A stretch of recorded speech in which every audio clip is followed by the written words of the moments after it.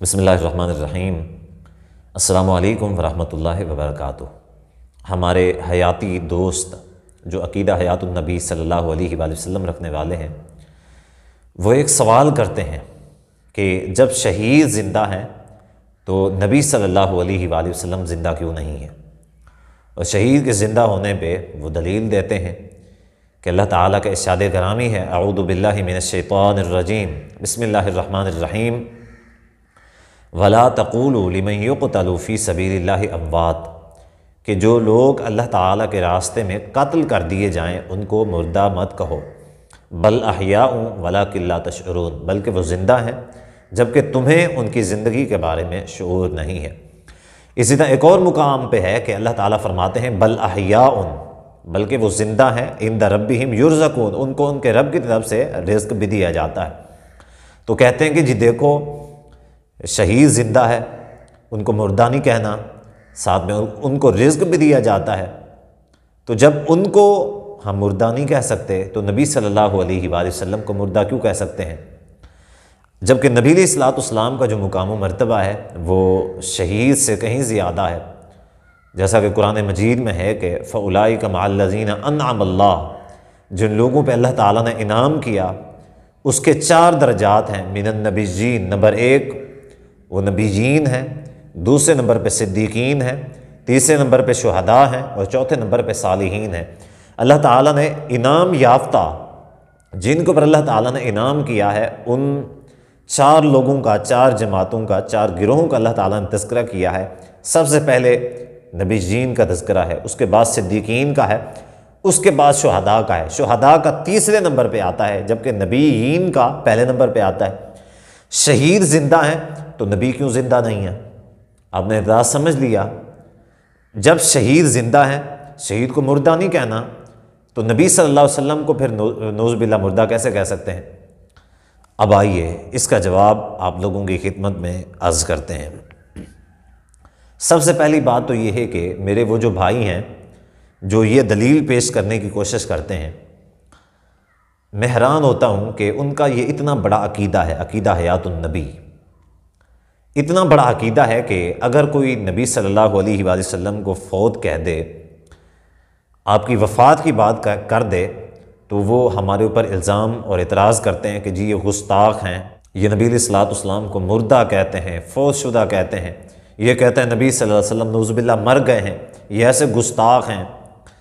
تو گستاخی کا الزام لگاتے ہیں اور کہتے ہیں کہ یہ گستاخ ہیں، یعنی یہ ان کا اتنا بڑا عقیدہ ہے، اگرچہ یہ علیحدہ بات ہے کہ وہ اس چیز کو گستاخی اور بے ادبی کہتے ہیں، اور حقیقت بات یہ ہے کہ نبی صلی اللہ علیہ وآلہ وسلم کا ادب جو اللہ تعالیٰ نے کیا ہے اور جو اللہ تعالیٰ نے بتایا ہے ہمیں، اس سے بڑھ کے نبی علیہ الصلوۃ والسلام کا ادب کون کر سکتا ہے؟ قرآن مجید پڑھتے ہیں تو اللہ تعالیٰ اپنے نبی صلی اللہ علیہ وآلہ وسلم کا ادب ہمیں سکھاتے ہیں، امت کو، صحابہ کو، کہ نبی علیہ الصلوۃ والسلام کے یہ آداب ہیں، آداب اللہ تعالیٰ بتاتے ہیں۔ تو وہیں پہ اللہ تعالیٰ جہاں پہ نبی علیہ الصلوۃ والسلام کے آداب بتاتے ہیں، نبی علیہ الصلوۃ والسلام سے محبت کرنے والا اللہ تعالیٰ اتنا زیادہ ادب و احترام اور اتنا زیادہ عظمت و فضیلتوں سے نوازنے والا خود اللہ تعالیٰ فرماتا ہے کہ أَفَإِن مِتَّ فَهُمُ الْخَالِدُونَ، کہ آپ فوت ہو گئے تو کیا وہ زندہ رہیں گے؟ نبی علیہ الصلوۃ والسلام کے لیے یہاں پہ موت کا لفظ کہا ہے، فوت کا، وفات کا بھی نہیں کہا، شہادت کا بھی نہیں کہا۔ اللہ تعالیٰ نے کیا فرمایا؟ أَفَإِن مِتَّ، آپ اگر فوت ہو گئے تو کیا فَهُمُ الْخَالِدُونَ، کیا وہ جو ہیں وہ ہمیشہ رہیں گے؟ تو نبی علیہ الصلوۃ والسلام کو اللہ تعالیٰ نے یہ الفاظ استعمال کیے ہیں، تو اگر کوئی یہ کہتا ہے کہ نبی علیہ الصلوۃ والسلام فوت ہو گئے، وفات کا عقیدہ رکھتا ہے، وہ گستاخ کیسے ہو گیا؟ چلیں یہ تو ایک علیحدہ بات ہے۔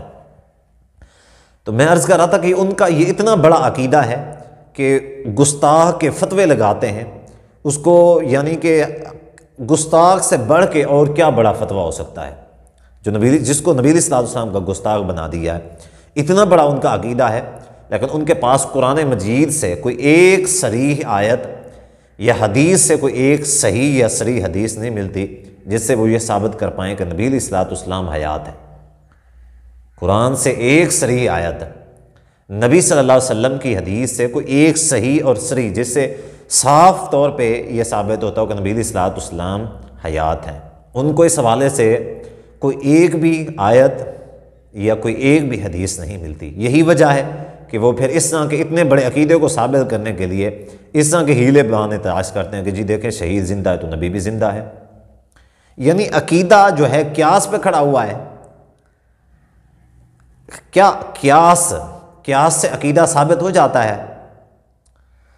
حیران اس بات پہ ہوں کہ قیاس پہ تو عقیدہ کہاں سے ثابت ہو گیا؟ یعنی شہید سے نبی کو قیاس کر لیا اور پھر عقیدہ بنا لیا۔ ان لوگوں نے عقیدہ قرآن و سنت سے ہوتا ہے، قیاس سے کہاں سے عقیدہ بن جاتا ہے؟ چلیں آگے چلتے ہیں، اس بات کا جواب دیتے ہیں کہ اگر شہید زندہ ہے تو نبی زندہ کیوں نہیں ہے؟ دیکھیں قرآن مجید میں اللہ تعالیٰ نے یہ فرمایا ہے کہ لا تقولوا لمن یقتل فی سبیل اللہ اموات، تم لوگوں نے ان کو مردہ نہیں کہنا، تم لوگوں نے ان کو مردہ نہیں کہنا۔ اچھا یہ کیوں فرمایا اللہ تعالیٰ نے؟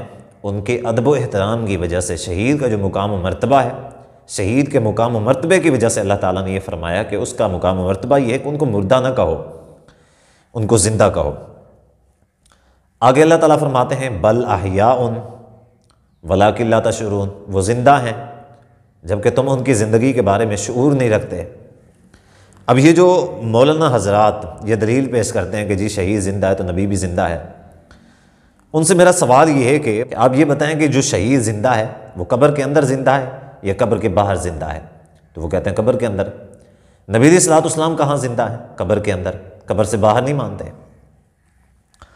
اللہ تعالیٰ خود فرماتا ہے بل احیاء ولکن لا تشعرون، وہ زندہ ہیں تم ان کی زندگی کے بارے میں شعور نہیں رکھتے۔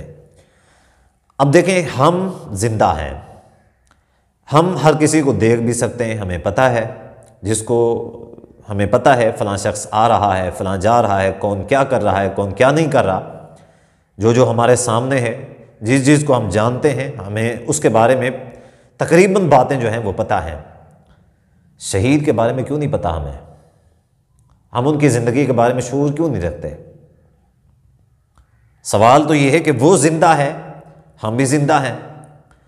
مولوی صاحب جو یہ دلیل پیش کرتا ہے، ہم اس سے یہ سوال کرتے ہیں کہ مولانا صاحب آپ زندہ ہیں، ہمیں آپ کا پتہ ہے، میں زندہ ہوں، آپ کو ہمارا پتہ ہے، آپ نے جو اعتراض کیا ہے وہ ہمیں پتہ ہے، ہم نے جو جواب دیا ہے آپ وہ سن رہے ہیں، اور آپ بڑی شدت کے ساتھ آپ کو یہ جو ہے نا یہ تکلیف بھی دے گا۔ تو یہ کیسے ہو سکتا ہے کہ بندہ زندہ بھی ہو اور بندہ اس کا شعور بھی نہ رکھے؟ تو اس کا مطلب یہ ہے کہ جو شہید زندہ ہے وہ عالم برزخ کے اندر زندہ ہے۔ یہی وجہ ہے کہ شہید ہمارے بارے میں شعور نہیں رکھتے، ہم ان کے بارے میں شعور نہیں رکھتے۔ شہید ہمارے بارے میں نہیں جانتے کہ ہم کیا کر رہے ہیں، اور ہمیں نہیں پتا کہ وہ کیا کر رہے ہیں، ہمارے ساتھ کیا ہو رہا ہے، ان کے ساتھ کیا ہو رہا ہے، کسی کو نہیں پتا، ہمیں نہیں پتا ان کو ہمارا نہیں پتا۔ کیوں نہیں پتا؟ کیونکہ ان کی زندگی علیحدہ ہے، ہماری زندگی علیحدہ ہے۔ تو یہ ایسی جو زندگی ہوتی ہے، اس زندگی کو دنیا کے اندر موت کہا جاتا ہے۔ جو فوت ہو جائے، جو قبر کے اندر چلا جائے، اس کا تعلق عالم برزخ کے ساتھ ہو جاتا ہے، وہ اس جہان میں زندہ ہوتا ہے، اس میں کوئی شک والی بات نہیں ہے، اس کا تو کسی نے اعتراض ہی نہیں کیا۔